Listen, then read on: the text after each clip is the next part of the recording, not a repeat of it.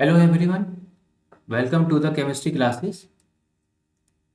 इस वीडियो में हम डिस्कस करेंगे सरफेस केमिस्ट्री के बारे में, जो एक क्लास 12th का चैप्टर है। और जेई एडवांस में यह चैप्टर का एक क्वेश्चन आता ही है। जेई मेंस और नीट से यह चैप्टर भी डिलीट हो चुका है, बट ये एडवांस के पॉइंट ऑफ व्यू से एक बहुत इंपॉर्टेंट चैप्टर है। तो इस चैप्टर में क्या क्या कॉन्सेप्ट्स हैं वो तो हम डिस्कस करेंगे ही, और साथ में इसके हम पीवाईक्यू के क्वेश्चन हैं, प्रीवियस ईयर क्वेश्चंस भी डिस्कस करेंगे, जेई मेंस के भी करेंगे, ताकि कुछ कॉन्सेप्ट की क्लियरिटी आ जाए अच्छे से। और जेई एडवांस के भी करेंगे। दोनों ही तरह के क्वेश्चन हम इसमें डिस्कस करेंगे लास्ट 10 to 15 ईयर्स के। ठीक है, वो हम टॉपिक वाइज डिस्कस करते जाएंगे। और इस चैप्टर की जो वीडियोस होंगी वह पार्ट्स में होंगी। एक पार्ट रहेगा जिसमें हम जो अभी हम स्टार्ट करेंगे ये एड्जॉर्प्शन के बारे में है। फिर उसके बाद इसमें हम एड्जॉर्प्शन, आइसोथर्म, कैटेलिस्ट और कॉलॉइड्स इनके बारे में करेंगे। और जो प्रीवियस ईयर क्वेश्चन है हम वो टॉपिक वाइज भी करते चलेंगे, और कुछ वीडियो के लास्ट में भी करेंगे प्रॉब्लम सॉल्विंग के टर्म्स में। तो चलिए चैप्टर को स्टार्ट करते हैं। सरफेस केमिस्ट्री ये किसके बारे में बताता है, सबसे पहले हम उसको लिखते हैं। It deals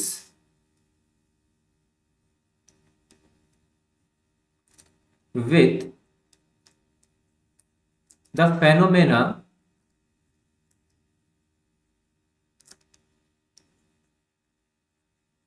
that occur at the surface। ऐसे कोई से भी फेनोमेना जो सरफेस पर होते हैं उनकी सबकी स्टडी हम सरफेस केमिस्ट्री में करते हैं। अब कौन से फेनोमेना होते हैं जो सरफेस के ऊपर होते हैं, वही सब हम इसमें डिस्कस करते चलेंगे। जैसे एक एग्जांपल, हम हाइड्रोकार्बन में एक सिंपल सी रिएक्शन पढ़ते हैं, एल्कीन का रिडक्शन। इसमें हम क्या चीज ऐड करते हैं, H2 ऐड करते हैं, निकल, पैलेडियम या पीटी, प्लेटिनम यूज करते हैं। तो हाइड्रोजन जो है PdNi या पीटी के सरफेस के ऊपर एड्सॉर्ब होता है। तो ये एक सरफेस फेनोमेना होगी। ठीक है, तो इसकी स्टडी भी डिटेल में हम करते हैं तो सरफेस केमिस्ट्री में। अब यहाँ पे मैंने एक टर्म यूज कर ली, एड्सॉर्ब। तो उसी का ही डिस्कशन है आज की इस वीडियो में कि एड्सॉर्प्शन, AD एड्सॉर्प्शन और AB एब्जॉर्प्शन, वह क्या होता है और उनमें क्या डिफरेंस होता है। बेसिकली यह चैप्टर एड्सॉर्प्शन के बारे में। ठीक है, कि गैस के मॉलिक्यूल्स हैं सॉलिड के सरफेस के ऊपर आके एड्सॉर्ब हो गए, यानी कि एक्यूमुलेट हो गए, या फिर लिक्विड सॉल्यूशन भी हो सकता है, सॉलिड के ऊपर आके एड्सॉर्ब हो सकता है। ठीक है, और इन सभी को हम कैसे डिनोट करते हैं, सबसे पहले उसको देखते हैं। ये तो हमने सबसे पहले डेफिनेशन लिखी है कि सरफेस के ऊपर जो भी फेनोमेना होगा ये उसकी स्टडी के बारे में है सरफेस केमिस्ट्री। जो इंटरफेस होगा इसके बारे में लिखिए, the interface between gas and solid. कहने का मतलब क्या है, मान लेते हैं कि सॉलिड के ऊपर गैस के पार्टिकल्स आके एब्जॉर्ब हो रहे हैं। तो वहां पे जो इंटरफेस है उसको हम कैसे रिप्रेजेंट करते हैं, is represented by solid gas, ऐसे लिख सकते हैं, या फिर सॉलिड ऑब्लिक गैस। जब गैस सॉलिड के सरफेस के ऊपर आके एब्जॉर्ब हो रही है तो हम इन दो तरीके में से कोई एक चीज यूज करेंगे, सॉलिड डैश लगाएंगे फिर गैस लिखेंगे, या फिर सॉलिड ऑब्लिक गैस। अगर लिक्विड कोई सॉल्यूशन है वह सॉलिड के ऊपर आके एब्जॉर्ब हो रहा है तो हम सॉलिड ऑब्लिक लिक्विड लिख सकते हैं या सॉल्यूशन लिख सकते हैं। ठीक है, आई थिंक ये बात क्लियर हो गई होगी आप लोगों को। तो हम मेन टॉपिक की तरफ बढ़ते हैं। तो पहला टॉपिक आता है इसमें हमारा एड्सॉर्प्शन, AD, ध्यान रखेंगे, AD एड्सॉर्प्शन। तो एड्सॉर्प्शन किसको कहते हैं उसको समझिए। The accumulation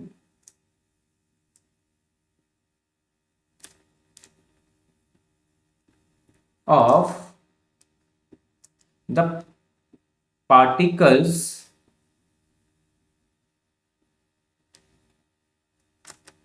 at the surface.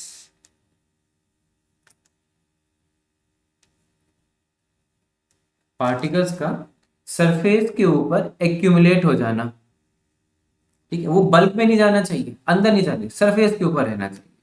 जैसे कि अभी मैंने बताया कि एक एग्जांपल, आप जैसे ये रिएक्शन करते हैं आप, CH2 डबल बॉन्ड CH2, इसमें हम क्या ऐड करते हैं, H2 ऐड करते हैं, और कैटलिस्ट क्या यूज करते हैं, बहुत सिंपल सी रिएक्शन है, आई थिंक सभी बच्चों को पता होगी। या तो हम Na यूज करते हैं, या फिर Pd यूज करते हैं, या फिर Pt यूज करते हैं, और प्रोडक्ट क्या बना देते हैं, एल्केन बना देते हैं, ऐसे करते हैं ना। तो इसमें बेसिकली होता क्या है, ये जो NiPd/Pt या कैटलिस्ट आपने लिया है, ये इसको ये मान लेते हैं, ये हो गया कैटलिस्ट, ये निकल हो गया, या Pd मान लीजिए, Pt मान लीजिए, कुछ भी मान लीजिए। इसके ऊपर हाइड्रोजन जो H2 है वह आके एड्सॉर्ब होता है, इसके ऊपर आके एक्यूमुलेट होगा, फिर फर्दर रिएक्शन होगी, आगे फर्दर डिस्कशन हम आगे करेंगे। अभी मैं सिर्फ आपको एड्सॉर्प्शन बता रहा हूँ कि क्या होता है, एड्सॉर्प्शन हम किसको कहते हैं, ठीक। अभी आप इसमें दो टर्म्स और हैं। पहली टर्म है आपका एडजॉर्बेट,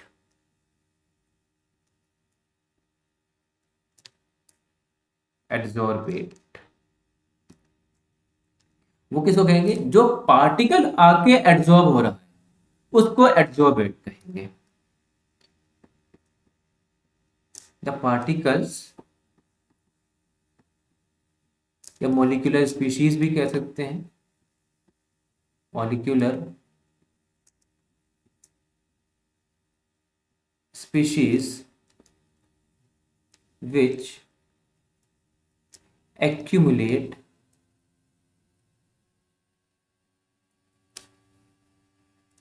or concentrate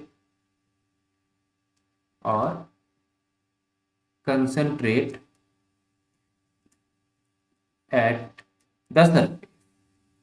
जो एक्यूमुलेट हो रहा है सरफेस के ऊपर उसको हम एड्सॉर्बेट कहेंगे, और जिसके ऊपर वह एड्सॉर्ब हो रहा है उसको एड्सॉर्बेंट कहेंगे, एड्सॉर्बेंट। एड्सॉर्बेंट क्या है, जिसके ऊपर आके वह एड्सॉर्ब हो रहा है। It is the material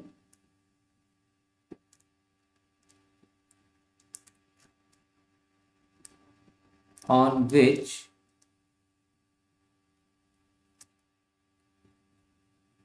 the adsorption occurs। उस मटेरियल के सरफेस पर होगा, मटेरियल के सरफेस पर भी ध्यान रखेंगे, अंदर नहीं जाना चाहिए, बल्क में नहीं होगा। मान लेते हैं ऐसे ही कि यह एक मटेरियल है, यह एक एड्सॉर्बेंट है, और ये गैस के पार्टिकल से मान लेते हैं, ये इसके ऊपर आके एड्सॉर्ब, ठीक है। तो जो मैंने ब्लैक कलर से बनाया ये बेसिकली ये क्या है आपका एड्सॉर्बेंट,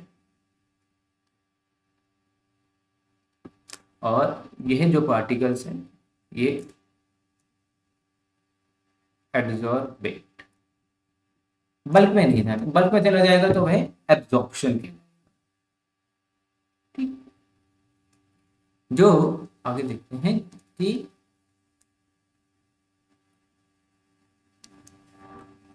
सॉलिड, अगर हम उसका सरफेस एरिया बढ़ा दें, कैसे बढ़ा सकते हैं surface area, finally divided state में जब हो, solid in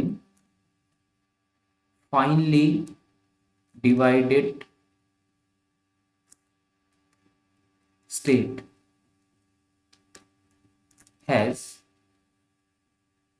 large surface area. अगर सरफेस एरिया बहुत ज्यादा होगा एड्सॉर्बेंट का, तो बहुत सारे पार्टिकल्स उसके ऊपर आके एड्सॉर्ब हो सकते हैं, ठीक। इसलिए हम कहेंगे कि एक ऐसा सॉलिड जो जिसका सरफेस एरिया लार्ज हो, यानी कि फाइनली डिवाइड, मतलब पाउडर हो गया, सॉलिड है, ठीक है, उसमें पाउडर फॉर्म में हमारे पास, ठीक है, तो उसका surface area, total surface area बढ़ जाएगा।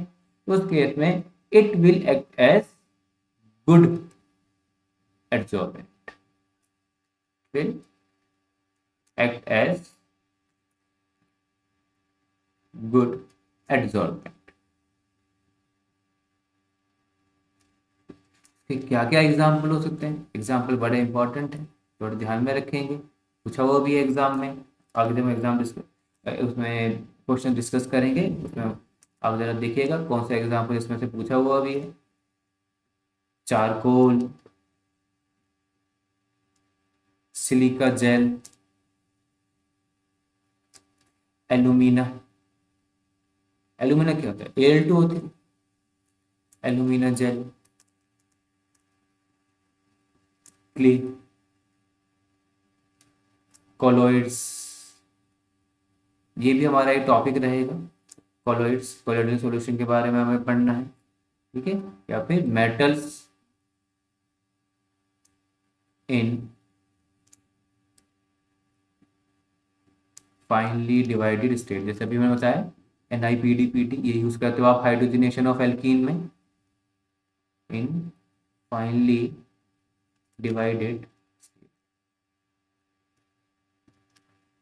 जैसे आपने पढ़ा कि डी ब्लॉक के जो एलिमेंट्स होते हैं वो हम एज अ कैटलिस्ट यूज करते हैं। क्यों यूज करते हैं, they have the large surface area, तो मॉलिक्यूल्स उनके ऊपर आके इजिली एब्जॉर्ब होते हैं और केमिकल रिएक्शन होती है, ठीक है। तो एब्जॉर्प्शन के बहुत एग्जांपल्स होते हैं, कुछ एग्जांपल्स हम डिस्कस करते हैं यहाँ पे। Examples of absorption, examples of absorption. Number 1, जैसे एक कंटेनर, सोचिए एक कंटेनर है हमारे पास में, ठीक, और उस कंटेनर में हमने चारकोल पाउडर डाल दिया है। क्या डाल रखा है यहाँ पे हमने, चारकोल पाउडर। अभी मैंने क्या बताया कि चारकोल एक, यहाँ पे देखेंगे ध्यान से, चारकोल एक गुड एब्जॉर्बेंट बताया, ठीक है। तो चारकोल पाउडर है, ठीक है, ये कंटेनर है, इस कंटेनर के अंदर आपने कुछ गैसेस डाल दी, मान लीजिए O2 है, H2 है, ठीक है, कुछ गैसेस यहाँ पे हमने फिल कर दी, यहाँ पे गैस। तो गैसेस के एग्जांपल बहुत सारे हो सकते हैं, O2, H2, carbon monoxide, Cl2, ammonia, NH3 gas होती है, SO2, ठीक है, कोई भी आपने गैसेस वगैरह ले रखे हैं यहाँ पे। तो ये गैसेस क्या होंगी, थोड़ी देर बाद आप क्या चीज ऑब्जर्व करेंगे, ये गैसेस इस चारकोल पाउडर के ऊपर एब्जॉर्ब हो जाएंगी, ठीक है। अगर जब ये गैसेस चारकोल पाउडर के ऊपर एब्जॉर्ब हो जाएंगी, तो इन गैसेस की वजह से जो प्रेशर हमें ऑब्जर्व हो रहा था, वह प्रेशर क्या हो जाएगा, धीरे धीरे रिड्यूस होता चला जाएगा। क्यों, गैसेस तो एब्जॉर्ब हो गई, अब वह रैंडमली इस तरीके से मूव नहीं कर रही, तो अब जो ऑब्जर्व प्रेशर है वह डिक्रीज कर जाएगा। तो क्या ऑब्जर्व करेंगे हम इस केस में, टाइम के साथ साथ, कि द प्रेशर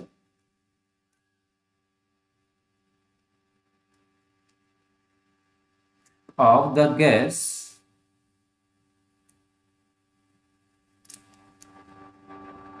in container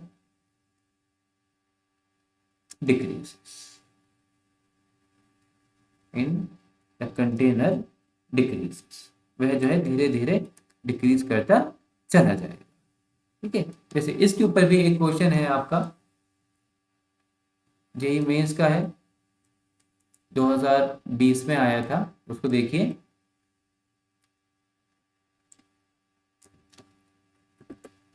ये एक क्वेश्चन है, जेईई मेंस का क्वेश्चन है आपका,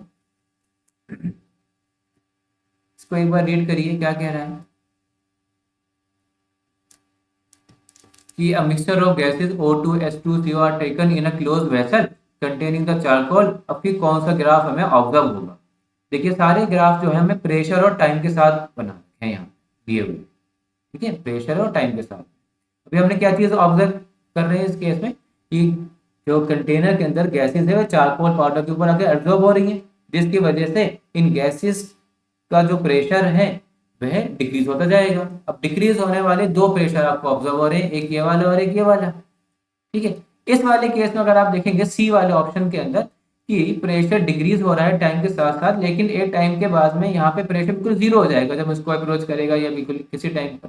लेकिन ऐसा नहीं है। अब फिर से जरा इस कॉन्सेप्ट को देखिए, जब कुछ गैसेज उसके ऊपर एब्जॉर्ब हो जाएंगी, बाकी बची हुई जो गैसेज हैं, ठीक है, जो अभी एब्जॉर्ब नहीं हुई है, वो तो कुछ ना कुछ प्रेशर एक्सर्ट करेंगी ही ना। ठीक है, तो प्रेशर जो डिक्रीज करता है वह आपका इस तरीके से नहीं करेगा, जीरो नहीं होगा, वह ये वाला ऑप्शन हो जाएगा आपका। बेस्ट अप्रोप्रिएट ऑप्शन चूज करना है आपको। दो ही ऑप्शन ऐसे हैं जिसमें कि प्रेशर डिक्रीज होता हुआ नजर आ रहा है, तो प्रेशर जीरो तो नहीं होगा, प्रेशर जो है एक टाइम के बाद फिर एक कांस्टेंट हो जाएगा, जो गैसेस एब्जॉर्ब नहीं हुई हैं उनकी वजह से। ये हम यहाँ पे मान के चल रहे हैं कि ये चारकोल पाउडर आपने जितना लिया हुआ था, उसके ऊपर जितनी भी साइट्स थी वह सारी की सारी ऑक्यूपाई हो चुकी हैं, तो अभी भी कुछ गैसेस ऐसी हैं जो एब्जॉर्ब नहीं हुई हैं। ठीक है, तो जो गैसेस एब्जॉर्ब नहीं हुई है उनकी वजह से कुछ ना कुछ प्रेशर रहेगा ही कंटेनर के अंदर। ठीक है, इसलिए आपका जो ऑप्शन हो जाएगा वह ए ऑप्शन हो जाएगा। ठीक, सेकंड एग्जांपल देखिए एब्जॉर्प्शन का। वह क्या होता है, अब हमने देखा भी गैस सॉलिड के ऊपर एब्जॉर्ब हो रही थी, अब हम सॉल्यूशन के बारे में देखेंगे कि एक सॉल्यूशन है हमारे पास, एक डाई ले रहे हैं हम मिथाइलिन ब्लू, मिथाइलिन ब्लू। ये एक इंडिकेटर की तरह से भी यूज करते हैं इसको, हम आयनिक इक्विलिब्रियम में पढ़ते भी हैं। ये एक डाई है, ऑर्गेनिक डाई है, ऑर्गेनिक डाई। ठीक, अब इसका एक सॉल्यूशन है, इसका एक सॉल्यूशन है। ठीक है, उस सॉल्यूशन में आपने क्या किया कि चारकोल ऐड कर दिया, तो ऐसे लिख लीजिए in solution of methylene blue when charcoal is added.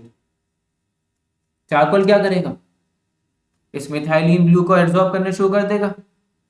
ठीक है, तो इस सॉल्यूशन में से मिथाइलिन ब्लू चारकोल के ऊपर एब्जॉर्ब होने लगी, तो जो मिथाइलिन ब्लू है इसकी जो कंसंट्रेशन होगी वह डिक्रीज करती चली जाएगी।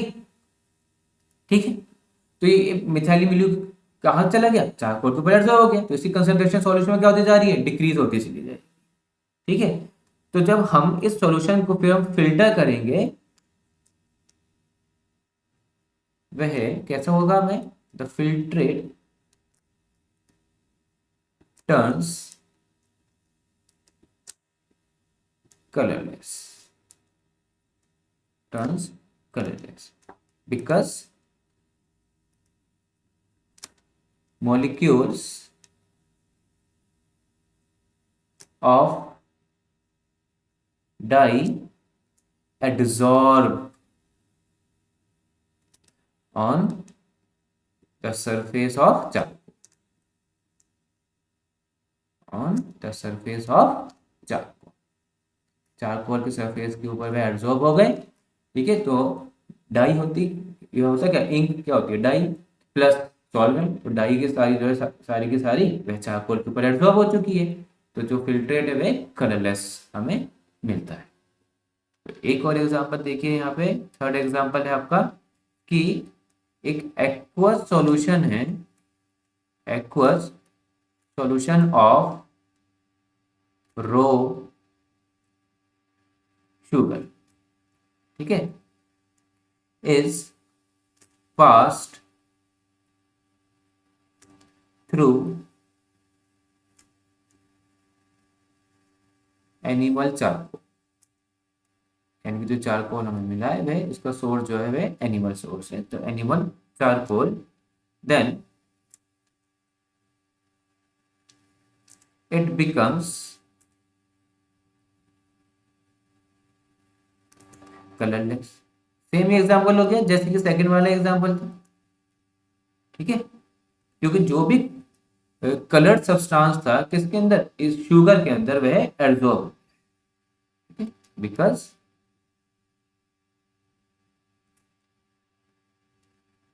The colour substance absorb. तो एक चीज को ध्यान में रखिए, किसके ऊपर एब्जॉर्ब हुआ, ये एनिमल चारकोल। एक चीज को ध्यान में रखिए, कई बार आप रिएक्शन के अंदर देखते हो, ऑर्गेनिक की रिएक्शन के अंदर भी आपने कई बार देखा है, आपने लिखा पीडी, है ना, हाइड्रोजनेशन वगैरह कर रहे थे, कोई रिएक्शन कर रहे थे, रिडक्शन वगैरह, पीडी ऑब्लिक सी, ऐसे लिखा रहता है, ठीक है, किसी रिएक्शन में सी मतलब चारकोल हो गया। तो चारकोल इसलिए यूज किया जाता है कई बार ऑर्गेनिक रिएक्शन के अंदर, ताकि जो कलर्ड इम्प्योरिटी है वह चारकोल के ऊपर एब्जॉर्ब हो जाए। कलर्ड इम्प्योरिटी को एब्जॉर्ब करवाने के लिए हम चारकोल भी डालते हैं। कई बार आपने देखा होगा रिडक्शन रिएक्शन के अंदर, ठीक है, अगर वहां तक ऑर्गेनिक में नहीं पहुंचे हो तो आप जरा ऑब्जर्व करिएगा जब आप वहां पहुंचेंगे ऑर्गेनिक में, ठीक है, उस चैप्टर तक रिडक्शन वगैरह में देखेंगे आप कई बार पीडी ऑब्लिक सी लिखा रहता है, ठीक है। तो वह चारकोल इसलिए यूज किया जाता है ताकि कलर्ड इम्प्योरिटी एब्जॉर्ब हो जाए। फोर्थ एग्जांपल देखिए, the air becomes dry in presence of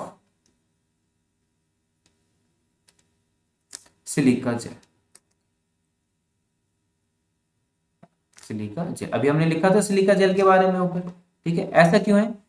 because the water molecule, the water molecules absorb, कहां पर?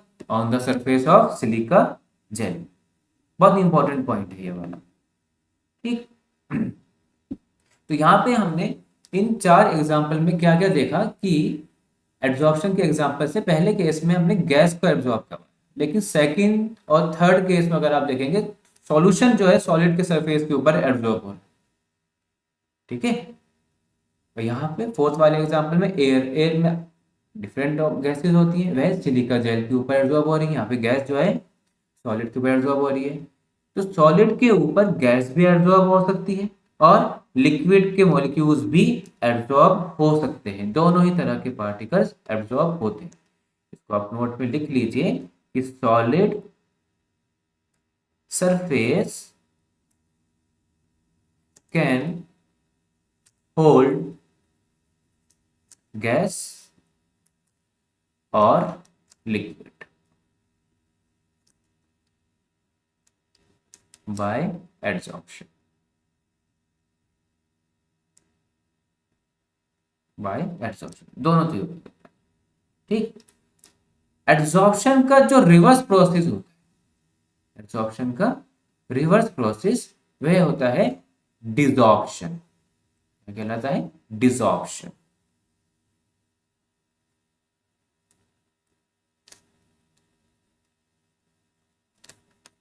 रिमूविंग ऑफ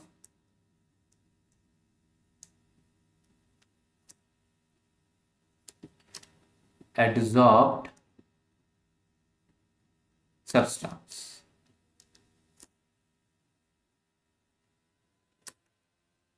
ठीक। इस प्रोसेस को हम क्या बोलेंगे? डिसॉर्प्शन। ये रिवर्स प्रोसेस हो गया, उन पार्टिकल्स को हटा देना हमसे, ठीक। तो आई थिंक एडसॉर्प्शन जो टर्म है वो आपको क्लियर हो गई होगी। अब दो टर्म हो जाती हैं, एक है एडसॉर्प्शन, दूसरा है एब्जॉर्प्शन।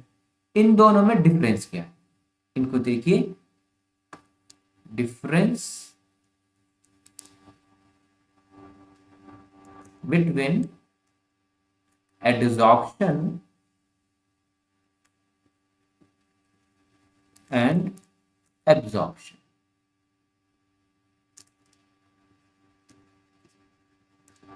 Absorption,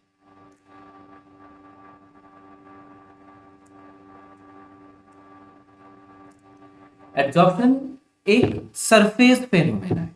एब्जॉर्प्शन, एब्जॉर्प्शन कैसा फेनोमेना हो गया? एक surface phenomena,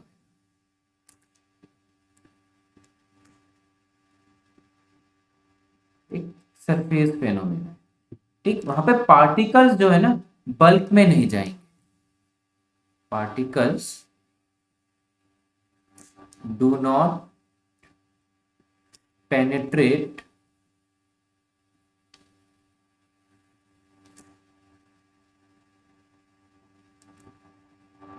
to the bulb. ठीक, लेकिन जो एब्जॉर्प्शन है, एब्जॉर्प्शन टर्म पे ध्यान दीजिएगा। यहाँ पे एक जगह मैंने लिखा है ए डी और एक जगह लिखा है मैंने ए बी ऑप्शन। ठीक, जो एब्जॉर्प्शन है वह एक बल्क फेनोमेना है, उसमें पार्टिकल जो है यूनिफॉर्मली डिस्ट्रीब्यूट हो जाएंगे। Substance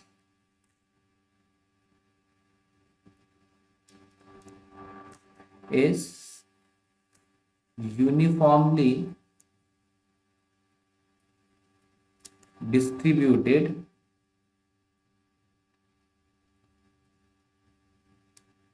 distributed throughout the bulb,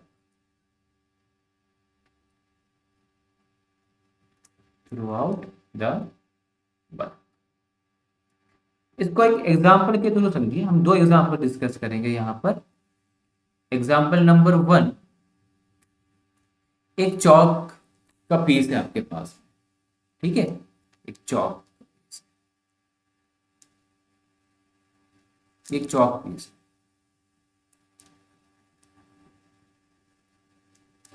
इस चौक पीस के ऊपर आपने इंक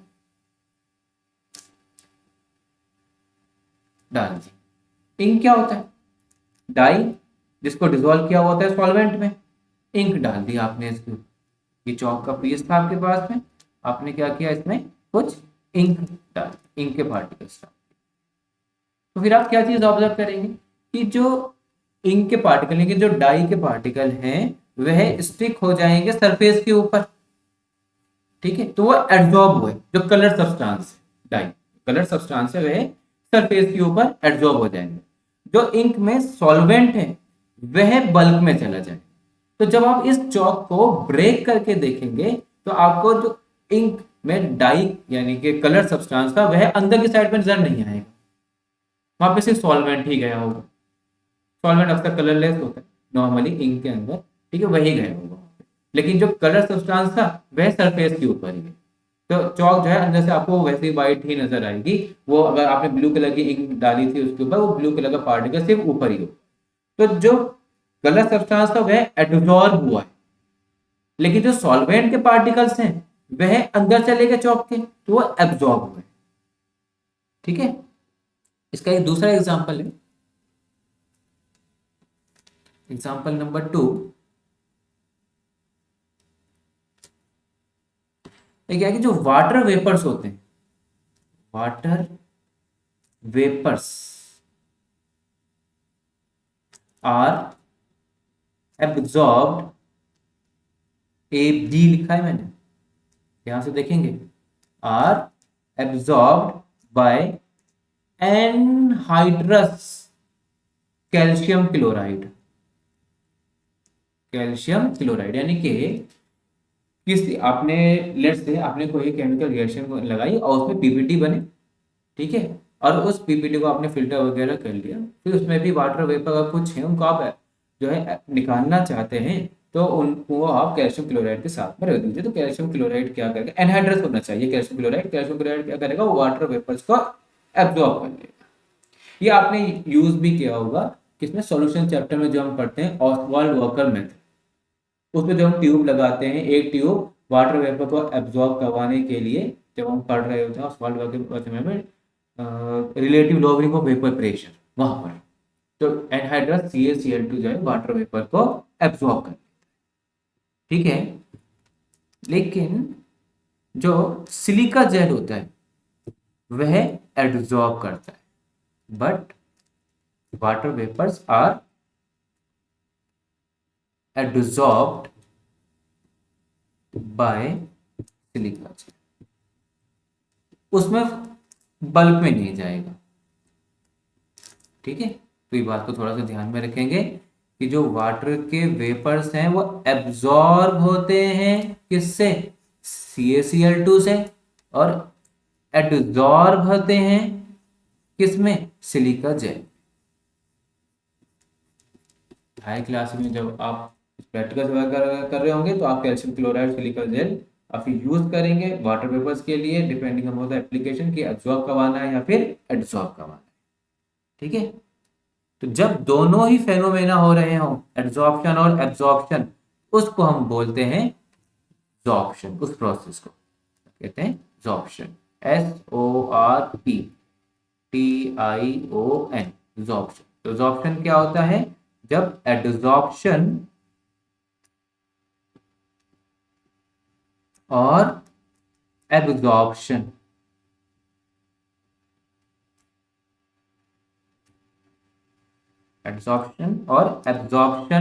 both occurs simultaneously,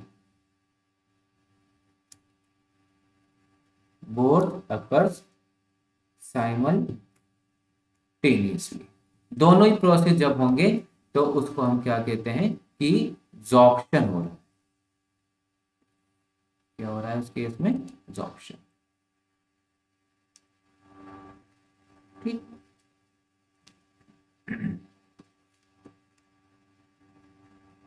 दोनों प्रोसेस के लिए, लेकिन ये ध्यान में रखना है दोनों प्रोसेस जब हो रहे हैं। ठीक है, तब हम इसको कहेंगे। आगे चलते हैं। आगे है कि एड्सॉर्प्शन किस किस तरीके से होता है, उसके बारे में डिस्कशन है। Mechanism of adsorption, mechanism of adsorption, ये क्यों होता है, कौन सी फोर्सेस ऑफ अट्रैक्शन होती हैं जिसकी वजह से एड्सॉर्प्शन हो रहा होता है, वो डिस्कस करते हैं।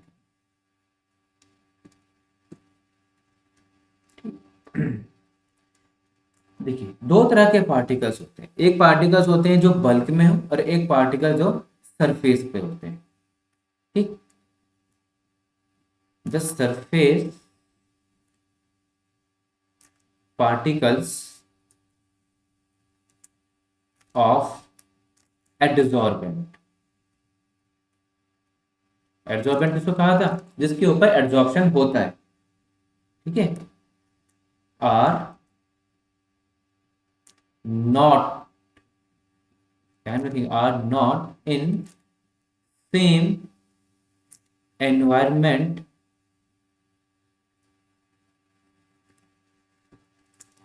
as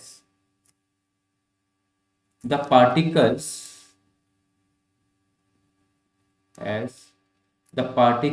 in bulk, same environment में नहीं होंगे। क्यों? जो पार्टिकल्स बल्क में हैं, पार्टिकल एक कंटेनर ऐसे मान लेते हैं, ठीक है, ये सरफेस मान लेते हैं एडसॉर्बेंट का। जो पार्टिकल्स बल्क में हैं वे सभी जगह से फोर्स ऑफ अट्रैक्शन फील कर रहे हैं, लेकिन जो पार्टिकल्स सरफेस पर हैं, ठीक है, वह तो सब जगह से फोर्स इक्वली फील नहीं कर रहे। तो दोनों तरह का एनवायरमेंट, दोनों का जो एनवायरमेंट होगा वह अलग होगा। ठीक है, तो इनसाइड पार्टिकल्स, इनकी बल्क वाले जो पार्टिकल्स होंगे वह, उनके बारे में बात कर रहे हैं अभी हम। Inside the एडसॉर्बेंट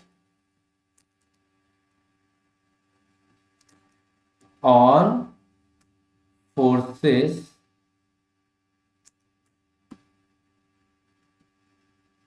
are mutually balanced. सब जगह से इक्वली लग रही थी, राइट लेफ्ट अप डाउन, ठीक है, सब जगह से इक्वली लग रही है, जैसे कि ये वाला एग्जांपल मैंने यहाँ पे दिखाया। ठीक है, और म्यूचुअली बैलेंस्ड। ठीक है, बट द सरफेस पार्टिकल्स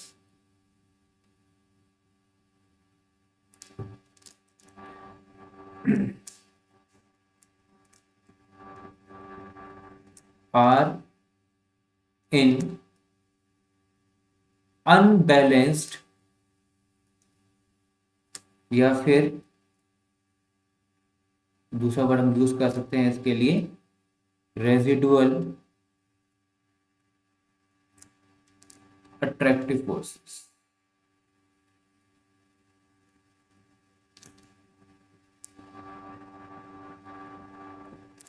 जो सरफेस के पार्टिकल्स हैं, ध्यान से देखिए, अब इसमें देखिए राइट साइड पे देखा, लेफ्ट साइड पे भी, नीचे की साइड पे भी, ऊपर की साइड पे तो कुछ है ही नहीं इसके ऊपर।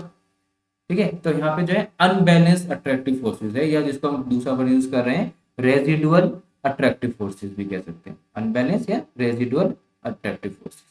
अब यही जो रेजिडुअल फोर्सेस हैं, यही क्या करेंगी कि एड्सॉर्बेट के पार्टिकल्स को अपनी साइड पे अट्रैक्ट करती है। ठीक, this residual forces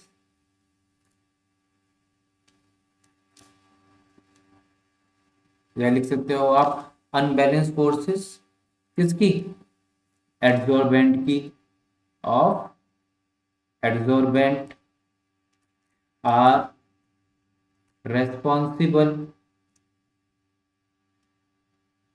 are responsible for attracting for attracting the absorbate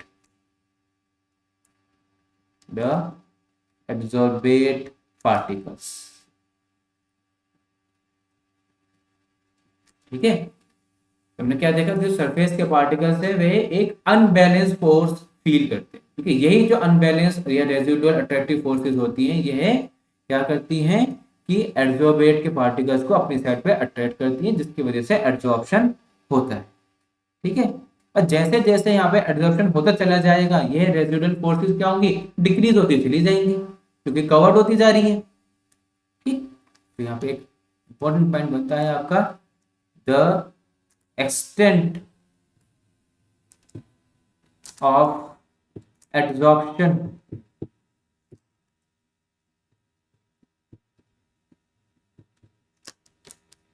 increases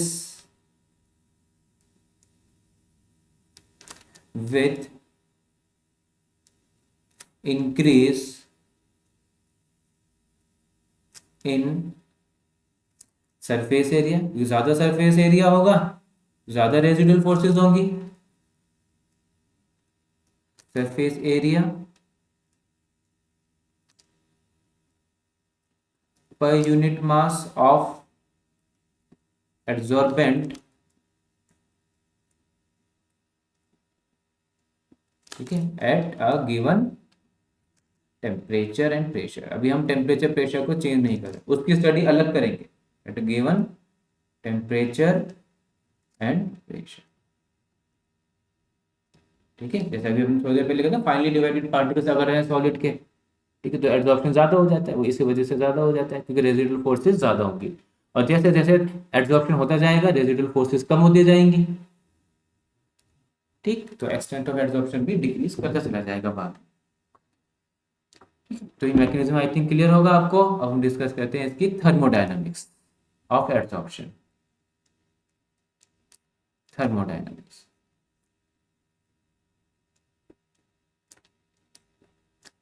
of adsorption.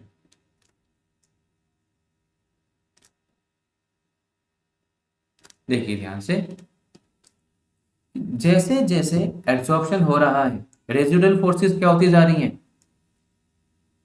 Residual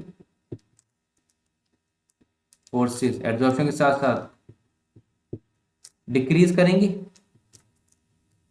ये बात कह रहे हैं कब, जैसे एड्सॉर्प्शन होता जाएगा, रेजिडुअल फोर्सेस डिक्रीज करेंगी ड्यूरिंग एड्सॉर्प्शन, क्योंकि वो एरिया तो कवर होता जा रहा है अब।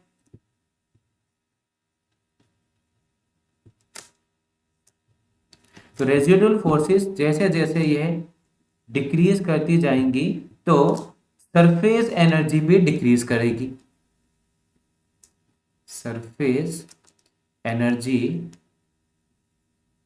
डिक्रीजेस, ये डाउनवर्ड एरो में डिक्रीज के लिए बना, surface energy decreases. Surface energy जब डिक्रीज करती है, it appears as heat, it appears as heat. ठीक, जिसको हम क्या कहेंगे, एंथैल्पी। जब एंथैल्पी हमारी डिक्रीज कर रही है, इसका मतलब प्रोसेस क्या हो जाएगा, एक्सोथर्मिक प्रोसेस, हीट रिलीज होगी, एक्सोथर्मिक प्रोसेस। तो एड्सॉर्प्शन जो है एक एक्सोथर्मिक प्रोसेस होता है, तो उसका डेल्टा एच कैसा हो जाएगा, लेस देन जीरो, तो एड्सॉर्प्शन में डेल्टा एच क्या होता है, लेस देन जीरो होता है। ठीक, तो ये तो हमने बात कर ली डेल्टा एच के बारे में। दूसरी बात करते हैं हम एंट्रोपी के बारे में। देखिए ध्यान से, ये एक कोई एड्सॉर्बेंट है, उसका सरफेस है, ये गैस के पार्टिकल्स है, पहले रैंडमली ऐसे ही मूव कर रहे हैं, तो बाद में जब इनका एड्सॉर्प्शन हुआ, कहाँ पर, इसको मान लेते हैं ये एड्सॉर्बेंट है, ठीक है, और ये एड्सॉर्बेंट, ठीक, गैस के पार्टिकल्स मान लेते हैं। अभी गैस के पार्टिकल्स क्या हुए, इस एड्सॉर्बेंट के ऊपर आके एड्सॉर्ब। अगर आप खुद सोचिए, आप पहले पार्टिकल्स फ्रीली मूव कर रहे थे, अब पार्टिकल्स जो है सेटल डाउन हो गए, ठीक, जब सेटल डाउन हो गए तो मैं क्या कहूंगा कि इनकी एंट्रोपी डिक्रीज कर गई, एंट्रोपी डिक्रीज कर गई, that is delta S is also negative for the adsorption process. तो डेल्टा एच भी निगेटिव है और डेल्टा एस भी निगेटिव है, दोनों ही प्रोसेस निगेटिव है, ठीक। और अभी हम जो एग्जांपल डिस्कस कर रहे थे एड्सॉर्प्शन के, उसमें क्या कह रहे थे कि पार्टिकल्स आके एड्सॉर्ब हो रहे हैं, इसका मतलब हमें तो कोई वर्क डन नहीं करना पड़ रहा, हमें तो कोई प्रोसेस नहीं करना पड़ रहा, इसका मतलब प्रोसेस खुद हो रहा है, स्पॉन्टेनियस प्रोसेस है, ठीक है। तो एड्सॉर्प्शन इज स्पॉन्टेनियस प्रोसेस, खुद ही पार्टिकल्स आगे सेटल डाउन होते जा रहे हैं। आपने कंटेनर के अंदर, कोई बच्चे भूल गया तो दोबारा से सुन लीजिए, कंटेनर के अंदर आपने चारकोल डाल रखा है, गैस डाल रखी है, तो गैस के पार्टिकल्स जो है चारकोल के सरफेस के ऊपर एब्जॉर्ब होते जा रहे हैं रेजिडुअल फोर्सेस की वजह से, जो भी हमने डिस्कस किया मैकेनिज्म में, ठीक। तो खुद ही हो रहा है प्रोसेस, जो प्रोसेस खुद होते हैं उनको हम क्या बोलते हैं, स्पॉन्टेनियस प्रोसेस, ठीक है। तो since absorption is spontaneous, spontaneous, तो जब स्पॉन्टेनियस प्रोसेस होता है तो हम डेल्टा जी क्या कहेंगे, डेल्टा जी इज निगेटिव, वह भी लेस देन जीरो है, वह भी क्या हो जाएगा, लेस देन जीरो है, ठीक। कोई क्वेश्चन ध्यान होगी, delta G is equal to delta H minus T delta S, ये एक इक्वेशन होती है जो हम थर्मोडायनेमिक्स में डिस्कस करते हैं। अब डेल्टा जी निगेटिव होने के लिए ये पूरी टर्म हमें निगेटिव करनी है, ठीक है। अभी हमने क्या बात डिस्कस की कि यह वाला पार्ट डेल्टा एस जो है ये भी निगेटिव है, ये निगेटिव है। अगर यह पूरा पार्ट निगेटिव है तो माइनस टी डेल्टा एस तो पॉजिटिव हो गया, ध्यान से सुनना, डेल्टा एस निगेटिव है तो minus T delta S positive हो गया, तो डेल्टा जी के निगेटिव होने के लिए डेल्टा एच को हाईली एक्सोथर्मिक होना पड़ेगा, हाईली निगेटिव। बात क्लियर है, फिर से सुनिए, ये डेल्टा एस निगेटिव है तो माइनस टी डेल्टा एस, क्योंकि टेम्परेचर तो हमेशा पॉजिटिव होगा, केल्विन में लेते हो आप, तो माइनस टी डेल्टा एस ये पॉजिटिव टर्म हो गई, और डेल्टा जी निगेटिव करना है, डेल्टा जी निगेटिव कब होगा, जब delta H is highly negative value हो, तो इसलिए हम बोलते हैं कि adsorption is highly exothermic process, highly exothermic process delta H, ठीक। तो इसमें बात को ध्यान में सुनना है कि जो एब्जॉर्प्शन प्रोसेस होता है, एब्जॉर्प्शन जो फेनोमेना है आपका, इनिशियली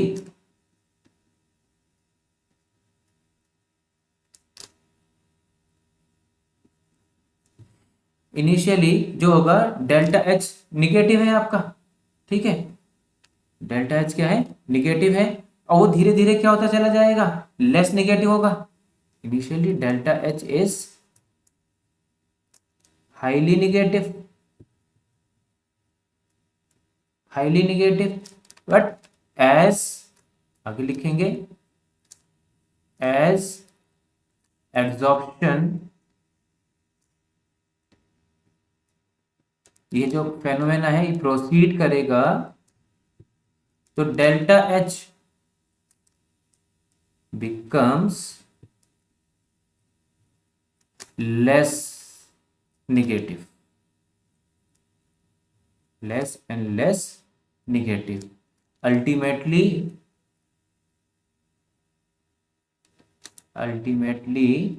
डेल्टा एच becomes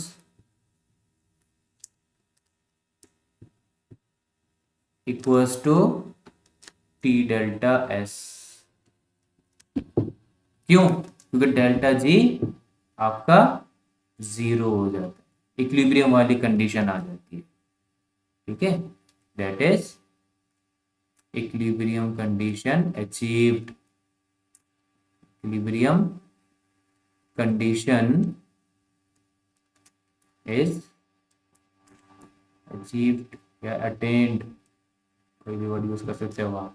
पहले डेल्टा एच हाईली नेगेटिव था, लेकिन जैसे जैसे रेजिडुअल फोर्स डिक्रीज होती जा रही है तो कम हीट निकलेगी, तो delta H will become less and less negative, तो धीरे धीरे डिक्रीज होता चला जाएगा, तो डेल्टा जी क्या हो जाएगा आपका जीरो, क्योंकि delta H T delta H के इक्वल हो जाएगा, वहां पे इक्विलिब्रियम आपको मिल जाएगा। ये था इसका थर्मोडायनेमिक वाला पार्ट। ठीक, आगे देखिए टाइप्स ऑफ एड्सॉर्प्शन कितने तरह के होते हैं। Types of adsorption,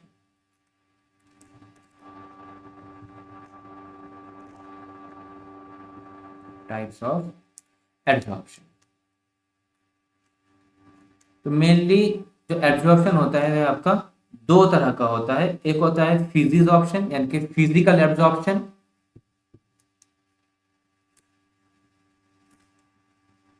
physical absorption,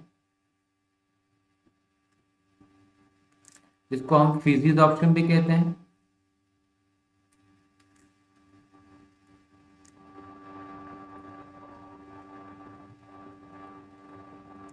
ये फर्स्ट टाइप होता है इसका। ठीक, इसमें क्या होगा, सिर्फ जो पार्टिकल्स आपके एब्जॉर्ब हुए थे, एक्यूमुलेट हुए थे एब्जॉर्बेंट के सरफेस के ऊपर, वह एक वीक वंडरवाल फोर्सेस के थ्रू एब्जॉर्ब हो, कोई केमिकल रिएक्शन नहीं होगी इसमें।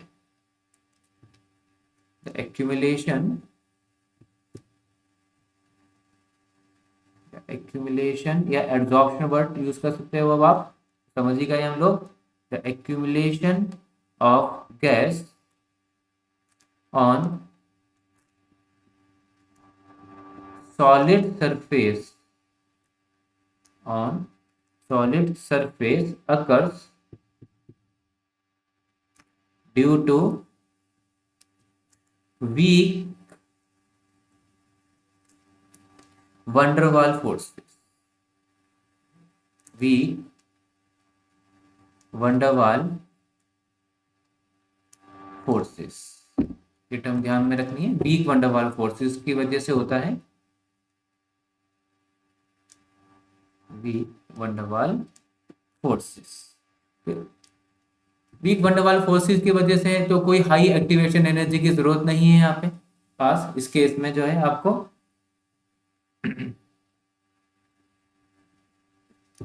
दूसरा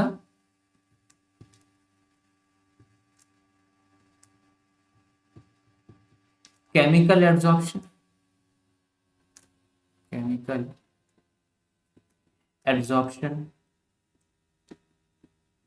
जिसको हम केमिजॉर्प्शन भी कहते हैं, केमिजॉर्प्शन।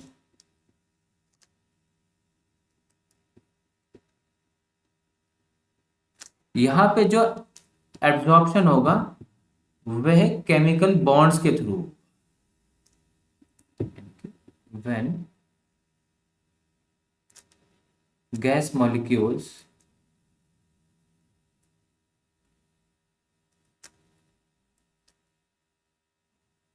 are adsorbed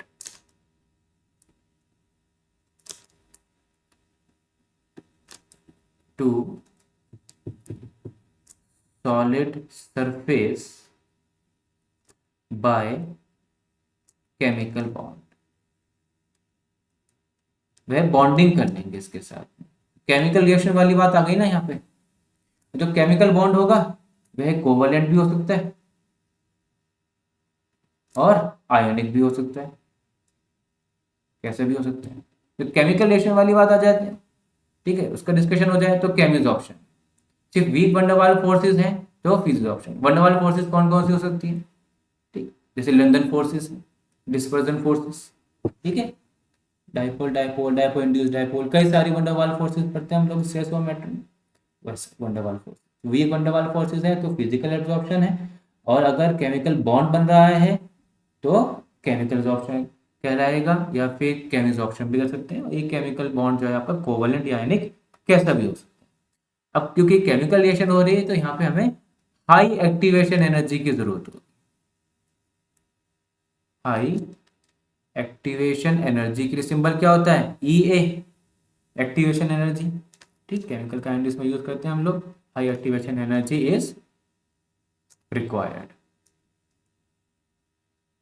is required. यही रीजन है कि हम केमिजॉर्प्शन को एक्टिवेटेड एब्जॉर्प्शन भी कहते हैं, also called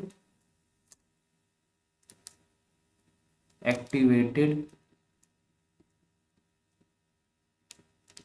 absorption, activated absorption, ठीक। एक इंपॉर्टेंट पॉइंट है, नोट में लिखेंगे, क्योंकि फिजिकल एब्जॉर्प्शन एक वीक वंडरवाल फोर्सेस के थ्रू हो रहा था तो वह लो टेम्परेचर पर हो जाएगा, ठीक है। लेकिन अगर हम टेम्परेचर बढ़ाते चले जाएं तो जो फिजिकल एब्जॉर्प्शन हुआ था वह केमिकल एब्जॉर्प्शन में कन्वर्ट हो जाएगा, जैसे टेम्परेचर बढ़ाते चले जाए, ठीक। तो physical absorption occur at low temperature, come temperature पर होता है क्योंकि वीक वंडरवाल फोर्सेस चाहिए थी, वो उसी से हो जाएगा काम आपका एब्जॉर्प्शन। तो at low temperature and may pass into chemisorption, या केमिकल एब्जॉर्प्शन भी लिख सकते हैं आप, chemisorption as temperature is increased. Temperature बढ़ाने से ये केमिजॉर्प्शन में कन्वर्ट हो जाता है। इसका क्या एग्जाम्पल है, example H2 is first adsorbed on nickel by van der Waal forces, van der Waal forces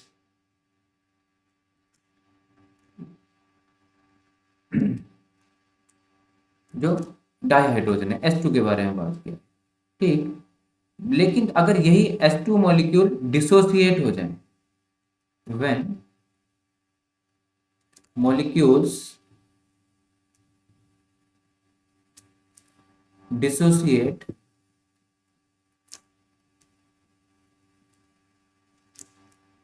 into H atoms, then they are held on the surface by chemical। कहने का मतलब क्या है कि पहले तो हाइड्रोजन मॉलिक्यूल एड्सॉर्ब होगा, फिजिस option होगा उसका, फिर H2 मॉलिक्यूल ब्रेक होंगे HH में और वे केमिकल बॉन्ड बना लेंगे, किसके साथ में, सरफेस के साथ में, जो निकल का सरफेस है उसके साथ में, फिर एल्कीन आएगा उसके साथ में बॉन्डिंग करेगा और ये वहां से डिसॉल्व हो, ये पूरा एक फेनोमेना होता है। इसको हम डिटेल में डिस्कस करेंगे हमारी नेक्स्ट वीडियो में, ठीक। अब हम इनको डिफ्रेंशिएट कर लेते हैं कि क्या क्या कैरेक्टरिस्टिक्स होती हैं फिजिस ऑप्शन की और केमिस ऑप्शन की, थोड़ा सा डिटेल में। Characteristic of physics option, physics option. Number 1, it lacks of specificity.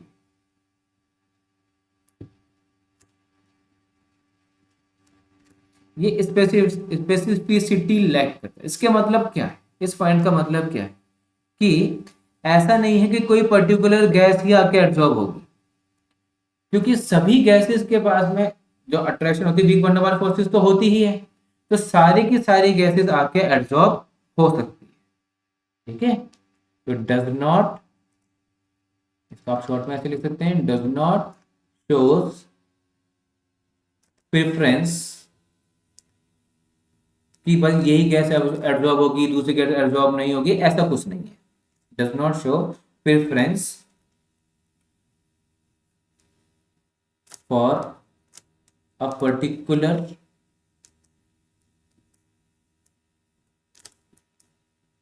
Gas,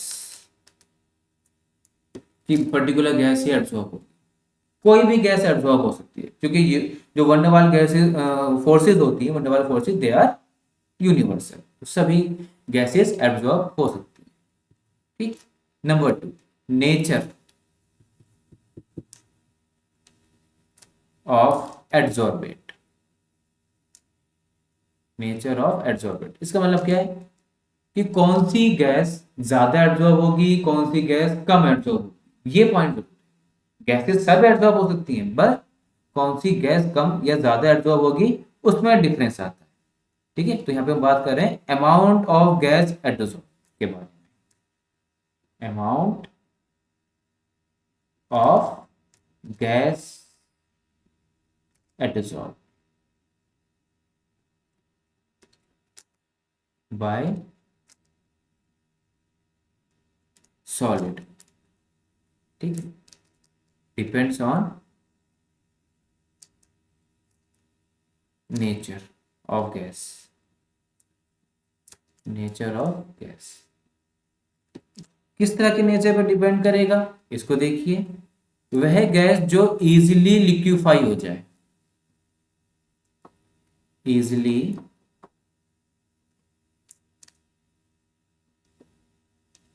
लिक्विफाइएबल gas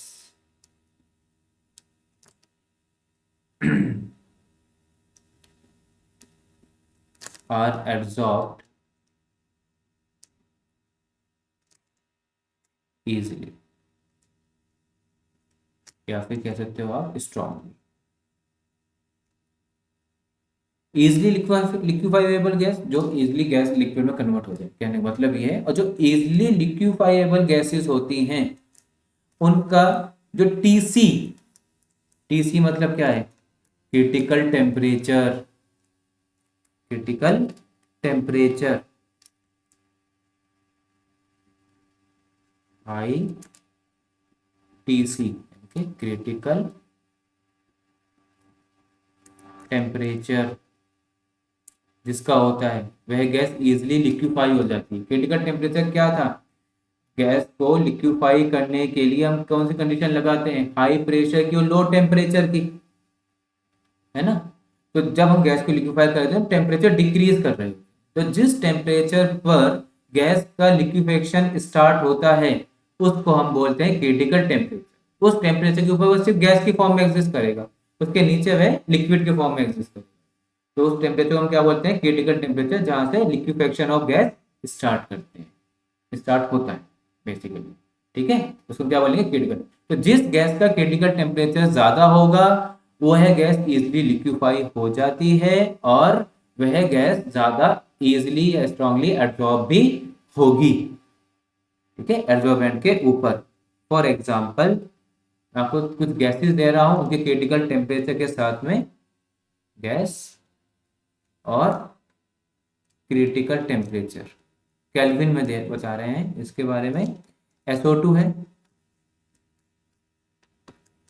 SO2, ठीक है, इसका क्रिटिकल टेम्परेचर होता है 630 केल्विन। दूसरा है CH4 मीथेन, इसका क्रिटिकल टेम्परेचर होता है 190 केल्विन। नेक्स्ट है हाइड्रोजन गैस, इसका क्रिटिकल टेम्परेचर होता है 33 केल्विन। ये क्रिटिकल टेम्परेचर आपको याद नहीं करने, रटने नहीं है, रेफरेंस के लिए बताया मैंने। अब आप इजीली बता सकते हो कि कौन सी गैस इजीली एड्जॉर्ब हो सकती है, हो जाएगी इन सब में। तो जो एड्जॉर्प्शन होगा इन सब में, वह किस ऑर्डर में हो जाएगा, इस ऑर्डर में हो जाएगा एड्जॉर्प्शन। ग्रीन कलर से कर दिया मैंने। एड्जॉर्प्शन का ऑर्डर यही हो जाएगा, जिसका क्रिटिकल टेम्परेचर ज्यादा वह गैस उतनी ही इजिली एब्जॉर्ब भी हो जाएगी। आई थिंक ये पॉइंट आपको क्लियर हो गया होगा। ठीक है, अगर मैं ऐसे पूछूं कि एमोनिया है, मैं आपको क्रिटिकल टेम्परेचर नहीं दे रहा हूं, ठीक है, एमोनिया है और नाइट्रोजन गैस है, नाइट्रोजन गैस, ठीक है, ये क्वेश्चन है कि एमोनिया गैस और नाइट्रोजन गैस में कौन सी गैस ज्यादा एब्जॉर्ब होगी, विच गैस एब्जॉर्ब मोर। थोड़ा सा सोचेंगे, देखिए यहाँ पे आप वन डे वाले फोर्सेस या वन डे वाल इक्वेशन, रियल गैस इक्वेशन आप जो पढ़ते हो वन डे वाल इक्वेशन, उसमें आप एक टर्म पढ़ते हो ए और बी पढ़ते हैं ना, उसमें हम ए क्या बताता है, अट्रैक्टिव फोर्सेस को बताता है। तो ए की वैल्यू किसकी ज्यादा होगी, ए की वैल्यू किसकी ज्यादा होगी, एमोनिया की, NH3 की ए की वैल्यू ज्यादा होती है किसके कंपैरिजन में, N2 के कंपैरिजन में। क्यों, NH3 में हाइड्रोजन बॉन्डिंग भी हो जाती है ड्यू टू H बॉन्डिंग। तो H बॉन्डिंग की वजह से यह गैस ज्यादा इजीली लिक्विफाई हो जाएगी। अगर ये ज्यादा इजीली लिक्विफाई हो जाएगी तो मतलब इसका क्रिटिकल टेम्परेचर भी ज्यादा ही होगा, ये ज्यादा ही इजीली एब्जॉर्ब भी हो जाएगी। तो आपका आंसर क्या हो गया, एमोनिया। आंसर क्या हो जाएगा, एमोनिया। ठीक, आई थिंक ये बात क्लियर है आपको। देखिए इसके ऊपर एक क्वेश्चन और है, मैं भी आपके साथ शेयर करता हूँ। जेई में ही आया हुआ है, मेंस का है क्वेश्चन।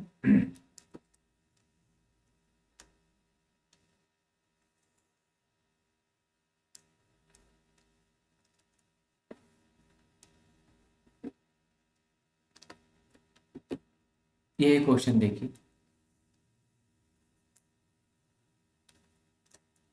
वीडियो को पॉज करके एक बार जरा इसको देखिए, सॉल्व करने की कोशिश करिए। बहुत आसान सा क्वेश्चन है।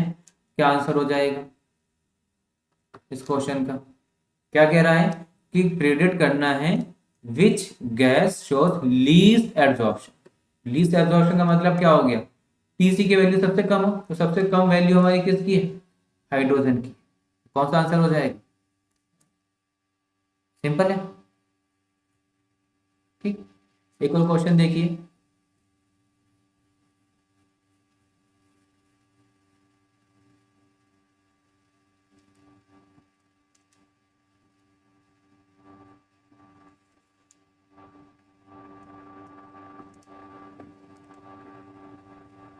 ये इस क्वेश्चन को पढ़िए एक बार। बहुत सिंपल क्वेश्चन है। अभी अगर आपने वीडियो को ध्यान से सुना है तो आप बहुत इजीली आंसर कर सकते हो इन सब क्वेश्चंस को, कोई डिफिकल्ट नहीं है। 2020 का क्वेश्चन नहीं है, मेन सा क्वेश्चन है ये वाला।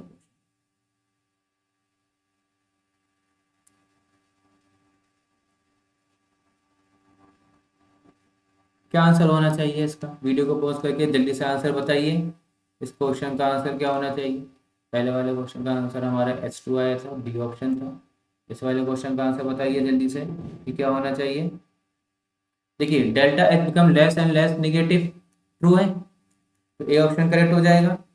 On a given absorbent ammonia is absorb more than N2, hydrogen bonding की वजह से।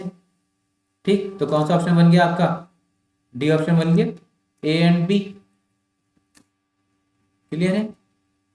सी ऑप्शन क्या कह रहा था, on absorption the residual forces जो है वह इंक्रीज करती है। तो यह वाली बात तो इसने गलत लिख दी ना, यहाँ पे इंक्रीज नहीं करती, क्या करती है, डिक्रीज करती है, ये गलत लिख दिया है ना। Decrease with increase in temperature the equilibrium concentration of the adsorbate increases. अब देखिए यहाँ पे आप ली शैडले प्रिंसिपल लगा सकते हो बहुत आसानी से।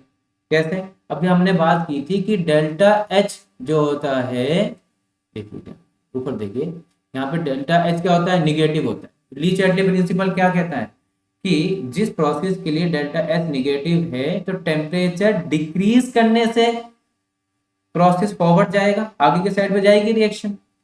ठीक है, तो अगर मैं इसको ऐसे करके लिखूं, कैसे? देखिए गैस है प्लस सॉलिड, ठीक है, ये दोनों कंबाइन होके क्या बना दिया इन्होंने, गैस एब्जॉर्ब हो गई सॉलिड के ऊपर। प्रोसेस कैसा है हमारा, एक्सोथर्मिक। तो जब मैं टेम्परेचर डिक्रीज करूंगा तभी तो हमारा ये प्रोसेस फॉरवर्ड जाएगा, ली शैडले प्रिंसिपल।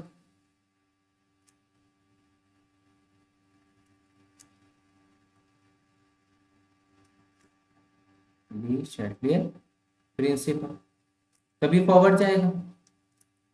ठीक, तो इसका मतलब ये था कि टेम्परेचर इंक्रीज करने से कह रहा है कि equilibrium concentration of the absorbent increase. Equilibrium concentration of the absorbent से मतलब ये है, इसके बारे में क्या, इक्विलिब्रियम कंसंट्रेशन इसको कहते हैं कि इसकी कंसंट्रेशन जो होगी, यानी कि जो गैस एब्जॉर्ब होगी एब्जॉर्बेंट के ऊपर, उसकी कंसंट्रेशन बढ़ती चली जाएगी, नहीं उसकी कंसंट्रेशन डिक्रीज होगी, क्योंकि हमारा टेम्परेचर इंक्रीज करने से प्रोसेस बैकवर्ड जाएगा।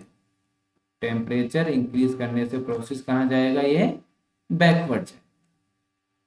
इक्विलिब्रियम कंसंट्रेशन ऑफ एडसोर्बेंट से मतलब है कि ये गैस सॉलिड बनना है, कि एडसॉर्प्शन और ज्यादा हो, प्रोसेस आपका गलत हो गया। ठीक, एक और क्वेश्चन देखिए,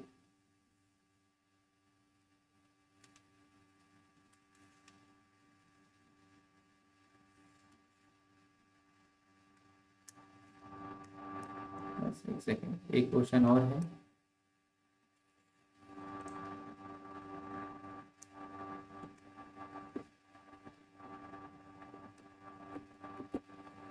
ये वाला, इसको रीड करिए एक बार, वीडियो को पॉज करके, और फिर इसको आंसर करिए कि क्या आंसर होना चाहिए। SO2 ज्यादा एब्जॉर्ब होती है आपकी, अभी हमने बनाया भी था ये चीज, तो सी ऑप्शन हो जाएगा आपका, सी।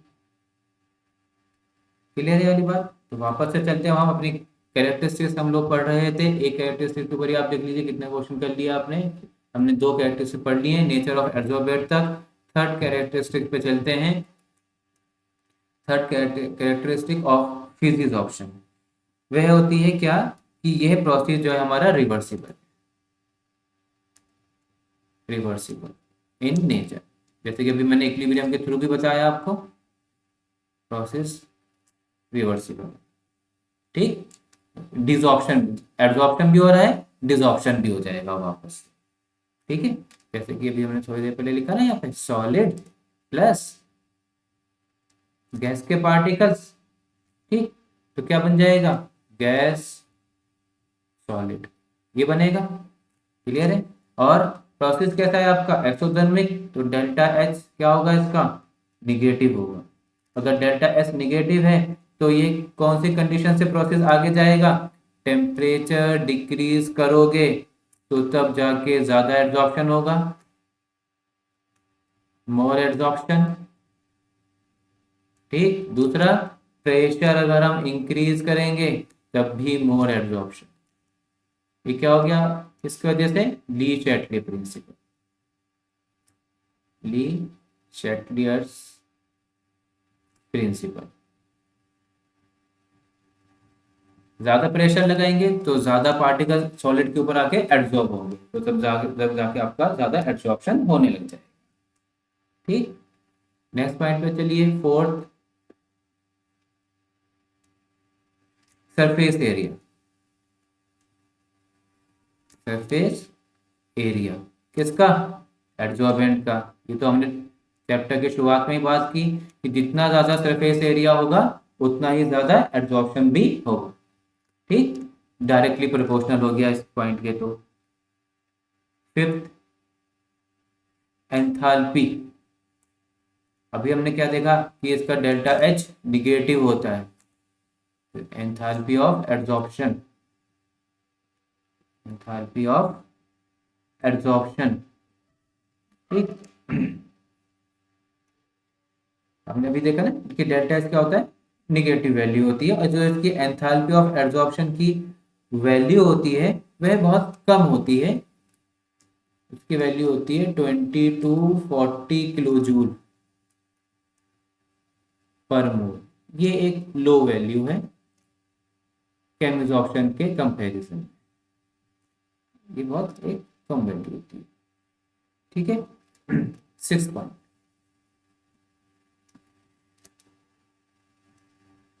No appreciable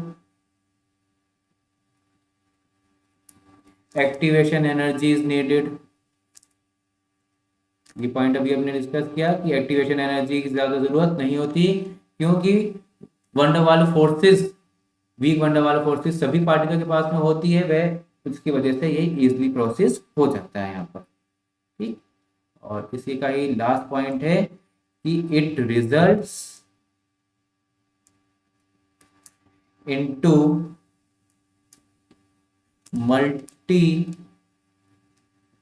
molecular layers, multi molecular layers on adsorbent। कहने का मतलब क्या है, on adsorbent surface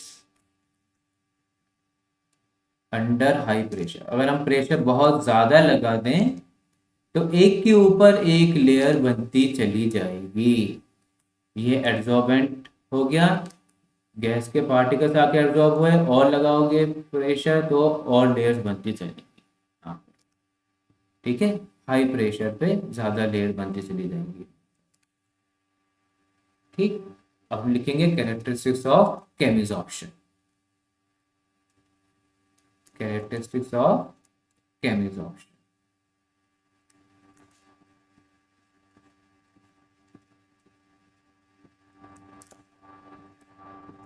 number 1, highly specific.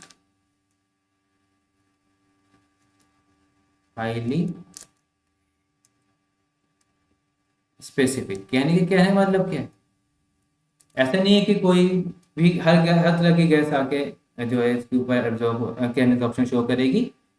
Depend करता है, बॉन्ड बना सकता होगा किसी तरह का पर्टिकुलर तरह का मॉलिक्यूल एब्जॉर्बेंट और एब्जॉर्बेंट के बीच में, तो ही केमिसॉर्प्शन होगा, अदरवाइज नहीं होगा वहां पे। ठीक है, अब जहाँ पॉसिबिलिटी है केमिकल बॉन्डिंग की तो होगी, अदरवाइज नहीं होगी।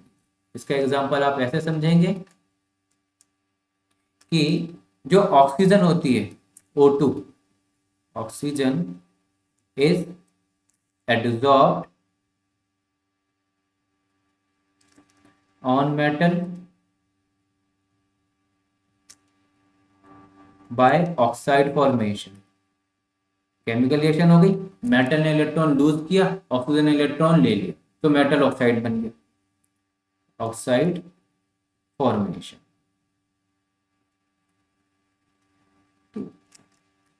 हाइड्रोजन, हाइड्रोजन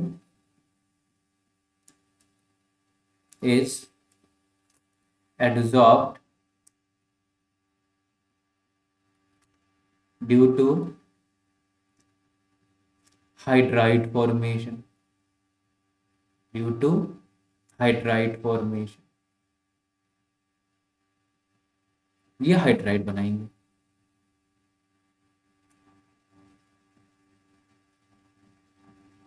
ये केमिकल ऑप्शन के लिए तो डिफरेंट टाइप्स ऑफ रिएक्शन हो गई वहां। ठीक है, दूसरा पॉइंट, ये एक इरिवर्सिबल प्रोसेस, इरिवर्सिबल।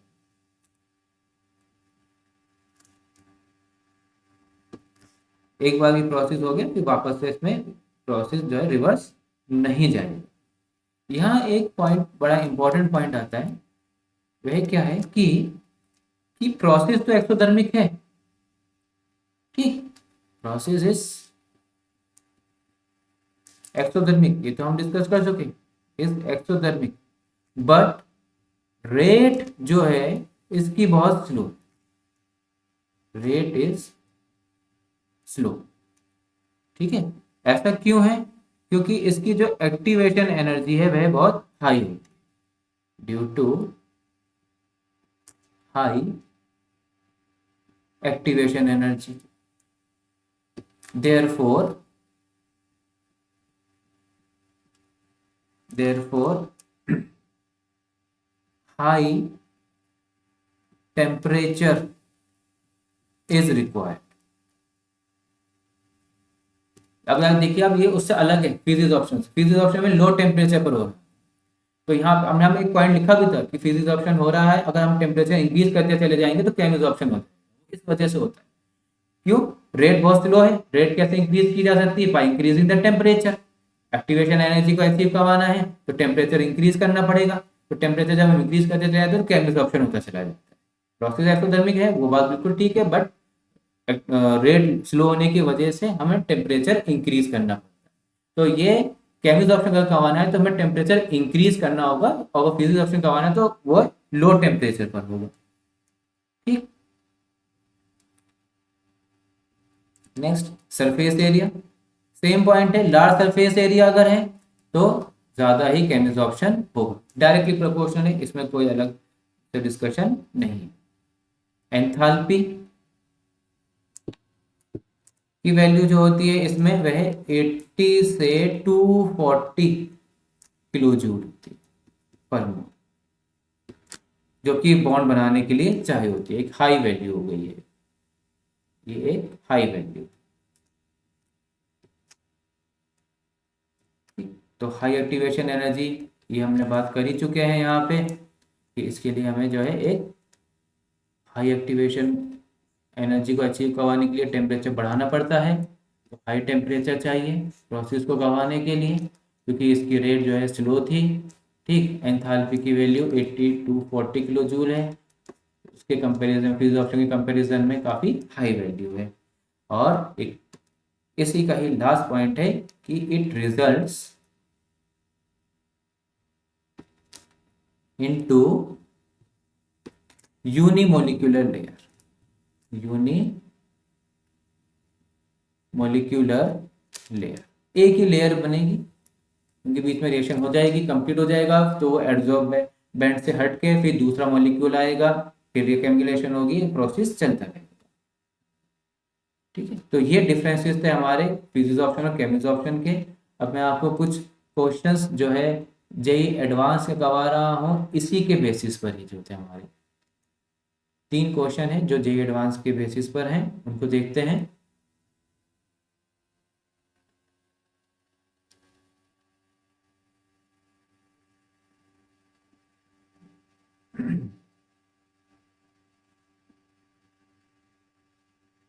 देखिए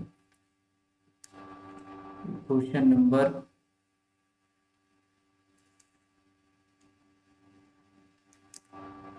1 देखिए, जेई एडवांस का है, 2013 का क्वेश्चन है, आपकी स्क्रीन पे यहाँ पे विजिबल है।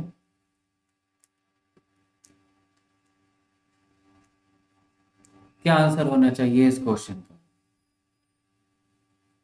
थोड़ा सा कोशिश करिए, डिफिकल्ट क्वेश्चन नहीं है, इजी है, इजीली आप इसको अचीव कर सकते, अटेम्प्ट कर सकते हैं, डुएबल क्वेश्चन है। क्या कह रहा है? The absorption requires activation energy.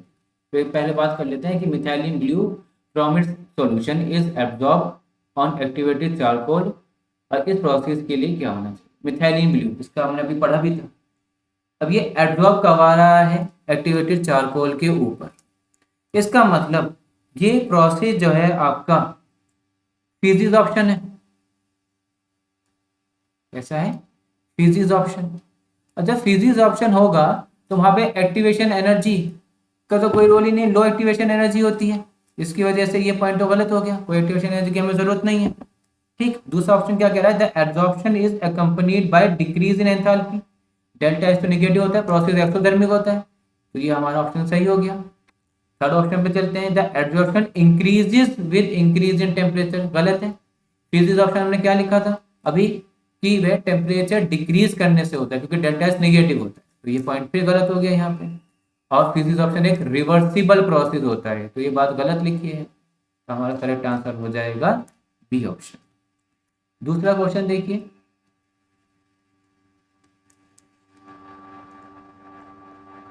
ये क्वेश्चन भी आपका जेई एडवांस का है, और जो नेक्स्ट क्वेश्चन मैं आपको दिखा रहा हूँ यहाँ पे, ये क्वेश्चन भी जेई एडवांस का ही है। इसको देखिए, एक बार वीडियो को पॉज करके इसको सॉल्व कर दीजिए। क्या आंसर होना चाहिए इसका? थोड़ा केमिकल बॉन्डिंग यूज हो रहा है। O2 is absorb on the metallic surface, oxygen metal surface पे एब्जॉर्ब हो रहा है, और इलेक्ट्रॉन का ट्रांसफर करवा रहा है।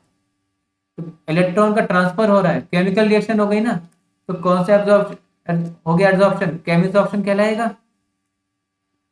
केमिसॉर्प्शन अभी हमने लिखा था कि ऑक्साइड फॉर्मेशन के थ्रू होता है, तो केमिसॉर्प्शन है, तो ए ऑप्शन तो गलत हो गया। हीट इज रिलीज, बिल्कुल ठीक है, एक्सोथर्मिक होता है, तो डेल्टा एच हमने क्या पढ़ा है? निगेटिव होता है, तो बी ऑप्शन करेक्ट। अब कह रहा है कि पाई स्टार में जाएगा 2p में। अब इसको भी देख लीजिए आप, केमिकल बॉन्डिंग का क्वेश्चन है वैसे। O2 में टोटल इलेक्ट्रॉन्स कितने हो जाएंगे? 16। तो ऑर्डर क्या हो जाएगा आपका? सिग्मा 1s2, फिर sigma star 1s2, sigma 2s2, sigma star 2s2। ठीक, अब ये 16 वाला केस आ रहा है, यहाँ पे कोई sp मिक्सिंग नहीं होती है, तो किस हो जाएगा? सिग्मा 2pz 2 पाई 2px पाई 2py। इलेक्ट्रॉन काउंट कर लेते हैं, कितने ऐड कर चुके हैं अभी तक हम? 2 4 6 8 10 12 14, और फिर अगला इलेक्ट्रॉन कितने जाएगा हमारा? सिग्मा 2pz2, 16 इलेक्ट्रॉन फिल कर दिए। अब हमने क्या पढ़ा थोड़ी देर पहले कि ऑक्साइड फॉर्मेशन होगी। इलेक्ट्रॉन जो नेक्स्ट इलेक्ट्रॉन जाएगा, यानी कि O2 माइनस, अगर हम नेक्स्ट इलेक्ट्रॉन ऐड कर रहे हैं तो 17 इलेक्ट्रॉन हो गए, तो यहाँ तक तो ये कॉमन ही रहेगा। तो सिग्मा 2pz के बाद में इलेक्ट्रॉन किस में जाता है? इसके बाद यहाँ तक तो ये कॉमन हो गया, इधर तो पूरा कॉमन ही आ गया। ठीक, इसका ऑर्डर ये होता है, ये इंक्रीजिंग ऑर्डर ऑफ एनर्जी होता है।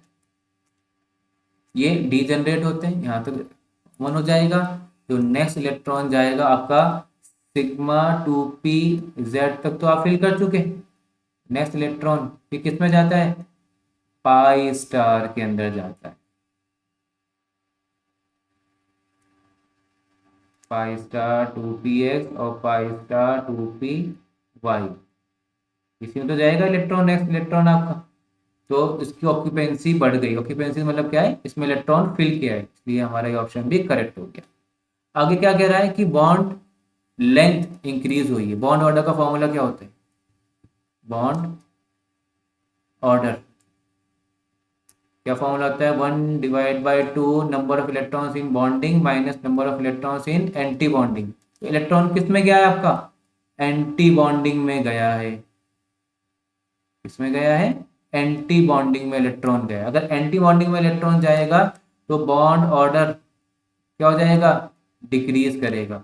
अगर बॉन्ड ऑर्डर डिक्रीज करेगा तो बॉन्ड की जो लेंथ होती है वह क्या करती है? इंक्रीज करती है। तो डी ऑप्शन भी करेक्ट है। तो इसके 3 ऑप्शन आपके करेक्ट हो जाएंगे। एक और क्वेश्चन है, जेई एडवांस का ही है, उसको भी सॉल्व कर दीजिए। अभी देता हूँ आपको।